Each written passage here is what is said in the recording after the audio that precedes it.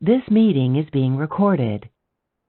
Chapter 3, Problem 32, asks us to look at these following cases and then determine whether or not the reagent shown would be suitable to protonate our species that's given here. So this is the task that we're asked about. To accomplish the task is to protonate in each of these cases. So what we could do would be to look at the proton transfer reaction that we're asked to determine whether it would happen or not. So in example A here, we're given this species over here, which has a negative charge on nitrogen. And then we have water. We're asked, would water be able to act as an acid in this case and donate its proton to the nitrogen species? That's our base. So let's take a look down at the bottom here. So I've drawn out the lone pairs on the nitrogen. If they were to grab the proton from the water molecule here, and the electrons that were in that OH bond would then be transferred onto the oxygen. So what results would be our protonated base over here. So this is now the conjugate acid. And we see that the negative charge now is on hydroxide in our products. So this would be a favorable proton transfer reaction because it would produce the more stable, weaker base of the hydroxide. And we know that because the negative charge on the oxygen atom is more stable than a negative charge on a nitrogen atom. So we can use our electronegativity trends to guide us as well, as far as where a negative charge results. So let's look at the example B here, and we're asked if we could protonate this species here using this species here. So let's take a look here. So we have this lone pair on that central carbon.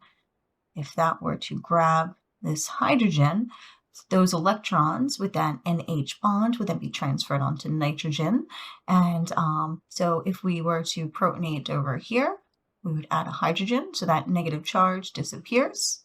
And then on our product side, we would end up with a negative charge on our nitrogen. Oh, so this would be our product here. And nitrogen is much better at stabilizing a negative charge than this sp3 hybridized carbon would be. So we would again have a favorable proton transfer reaction in this case. So this would be a yes, that because it produces the more stable, weaker base. Let's take a look at example C. So this is going to be our first no. So we are asked if water would be an okay reagent to accomplish protonation of this species here.